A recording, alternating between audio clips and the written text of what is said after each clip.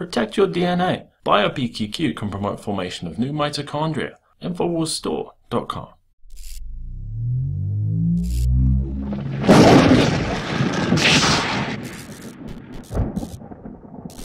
This is Rob Dew reporting for Infowars.com and Infowars Nightly News.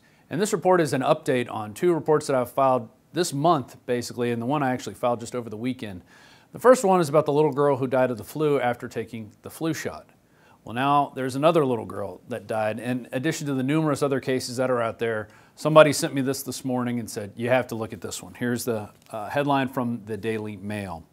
Girl 5 dies from strain of flu she was vaccinated against as deadly epidemic continues to sweep across the U.S. And this is something we're seeing everywhere. And the CDC comes out with this song and dance that I'm about to show you where they say, well, we guessed the wrong strain of flu. They didn't guess anything wrong. They're deliberately putting this stuff in there so people get the flu. But we'll get more into that in a second. A 5-year-old girl has died in hospital 3 days after developing a strain of flu that she was vaccinated against as the deadly outbreak of the virus continues to sweep across the country. And once again, this article is filled with pictures of this beautiful little girl. She loved Frozen. She loved playing with her friends. She liked the color purple. They always put this stuff in there, and it really just tears at my heart reading these stories of parents who are trying to protect their kids from flu, and they think they're doing the right thing by getting the vaccine. Here's more. The youngster is the 4th child in the Nevada-based county and the 56th nationwide to have died in the flu in the past few months as vaccines have proved largely ineffective. Kira's death also comes after the CDC reported last week that more than 3/4 of people who had the injection, which contains strains of influenza A, this year will get the virus anyway. So even with all the hype about getting your flu vaccine, how it's everywhere in the media, everywhere in the news, you go to every drugstore, they're trying to get you to do your flu shot. Yeah, 7-Eleven promoting workers to get their floofy shots. It's the worst performing ever since they've been recording this 10 years now that we're into this flu vaccine hysteria and tracking the results. So are you going to get the flu shot? Are you going to give it to your kids? I'm going to share with you a little story. This happened just this past weekend. Playing football out in the street with a bunch of my neighbors. And earlier, it was a week before that, my kids weren't allowed to play with their kids because they all had the flu. It's one family. And in talking, they said, oh yeah, well, we got all our flu shot injections and we still got it. And then another neighbor from across the street says they all had their flu shots and 3 out of the 4 got the flu. And now let's turn to the measles outbreak. I just put out a report over the weekend, Disneyland measles outbreak caused by the vaccine, ? And I went through the statistics and the LA Times article saying that 5 people had gotten it that were vaccinated, 2 out of the 5 workers that were vaccinated got the disease, and that's only the ones that they tested. Well, now we got one more. Measles outbreak traced to Disneyland continues to grow. At least 85 cases are now confirmed in 7 states. Alaska health officials are closely monitoring 1-year-old Rivki Webb after she tested positive for measles this week. Her mother, Emily, said the family had just returned from a visit to Southern California. Rivki had also just received the measles vaccine. And then you get to the end of this CBS News article, and you got a quote from the mother who says, I want people to be aware and to vaccinate their kids, said Emily Webb, because the whole reason that she got sick in the first place was because people don't vaccinate. Well, if you vaccinated your kid, then she should be protected from the virus, right? And isn't that the whole reason they tell you to get these and that they're safe and effective? Well, then your daughter gets it after she'd been vaccinated. And I read in the insert, in 3 different spots, it says you could get measles or a measles-like rash in the insert as one of the side effects. Yet people still continue to do it because they don't ask for these inserts. It's amazing, totally amazing. But here's Wired magazine. Why did vaccinated people get measles at Disneyland? Blame the unvaccinated. And this is medical arrogance at its finest right here. They claim because people aren't getting the vaccine that they're making the vaccinated people sick, which just defies logic because supposedly if you're vaccinated, you're protected from the disease. But that's not the case, and we find that time and time again. And it's hard to find these, and that's why we really make a big deal out of it when we do see it, when we see people admitted that, hey, they were vaccinated, but they still got the disease. We need to make note of this because they tell you time and time again that you should inject these foreign substances into your bodies and it's going to protect you. We have to keep these people honest because the CDC, that's their job, is to get more people vaccinated. That's the program because most of these CDC heads are former big pharma employees.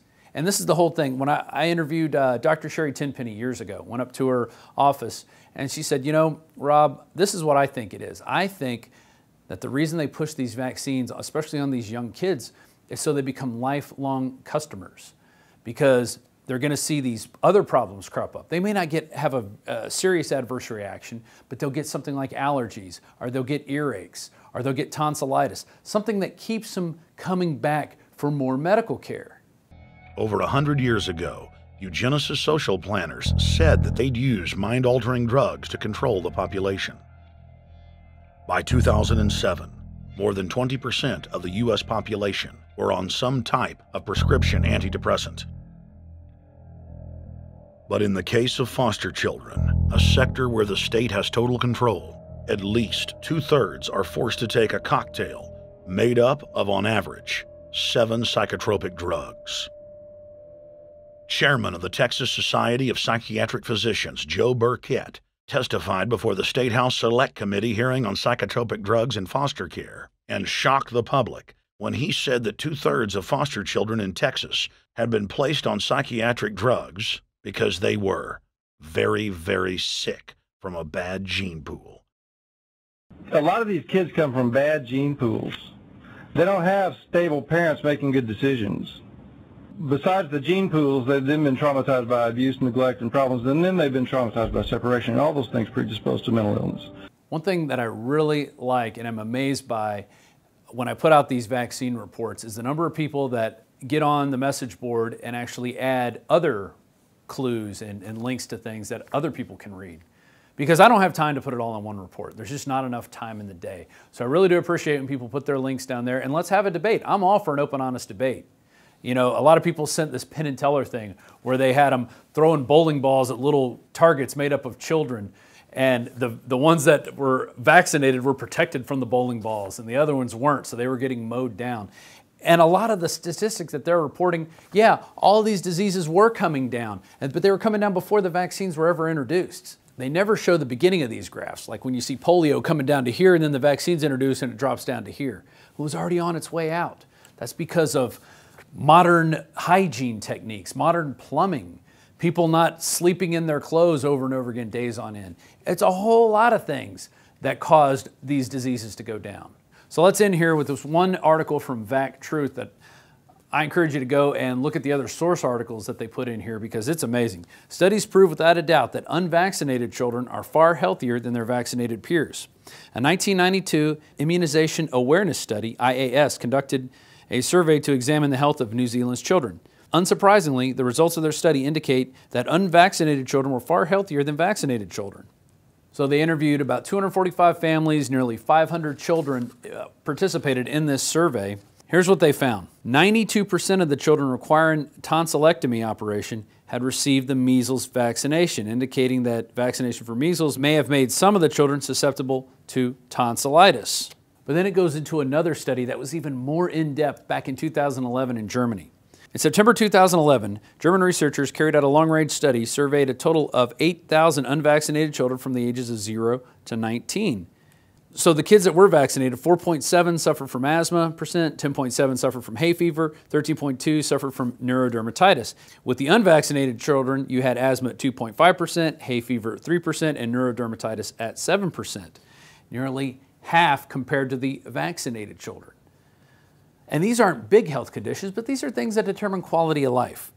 I wonder if the CDC has conducted or facilitated a study comparing vaccinated children with unvaccinated children yet. Have you done that?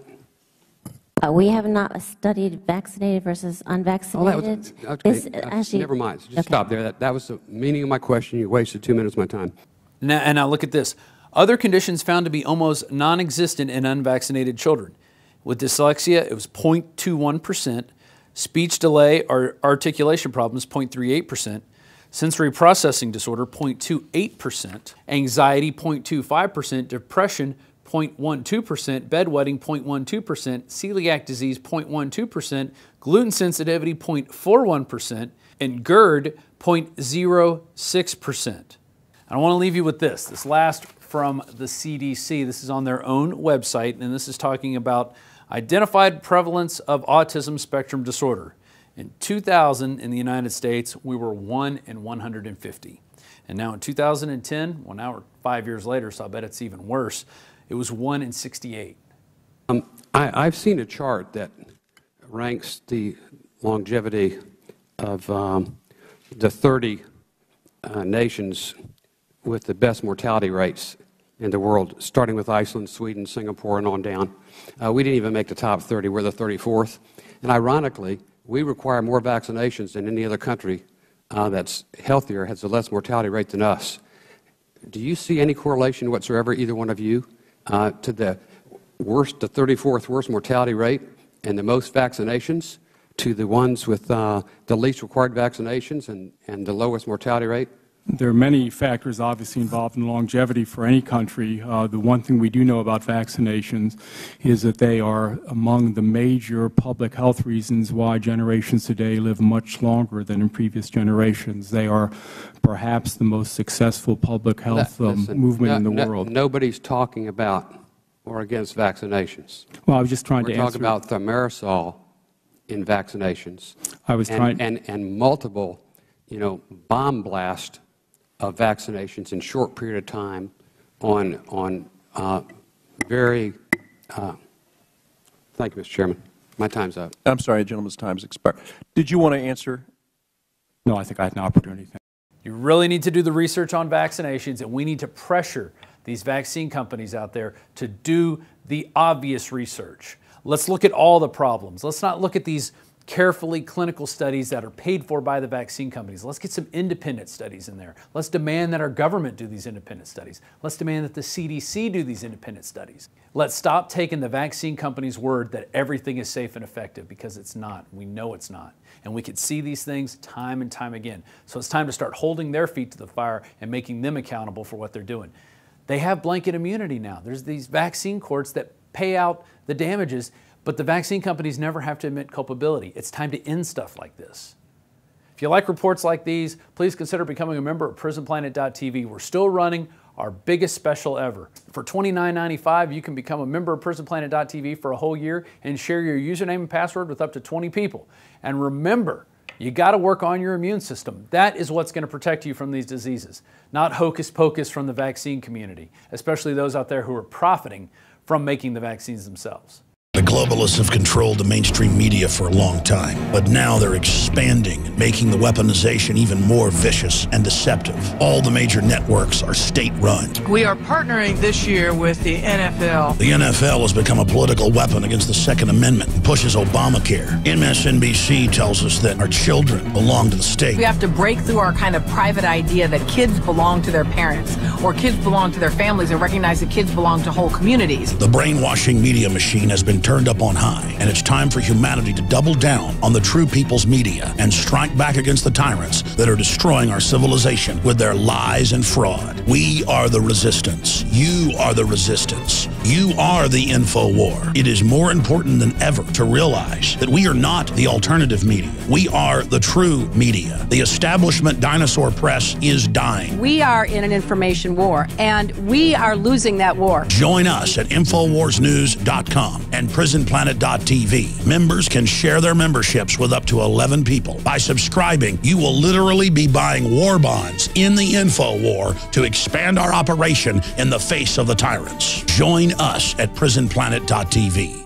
This is Alex Jones for InfoWarsLife.com. The latest in preparedness is now here. An electrically stabilized colloidal silver solution that can be added to both your home cabinet and preparedness pack alike. Concentrated to 30 parts per million in what has been dubbed the survival silver solution. The new InfoWars Life Silver Bullet Colloidal Silver is the answer for you and your family. And it's entirely free of toxic artificial additives that are loaded into many products. The InfoWars Life Silver Bullet Silver is so powerful that it is concentrated into a 2-ounce bottle and is not recommended for extended continual use. This is not a low-grade formula. We are working with one of the top laboratory manufacturers in the United States to bring you the best form of colloidal silver using electrical processes within a base of deionized water for your preparedness storage or your home kitchen. Purchase your bottle of InfoWarsLife.com Silver Bullet Colloidal Silver today and find other amazing supplements at InfoWarsLife.com.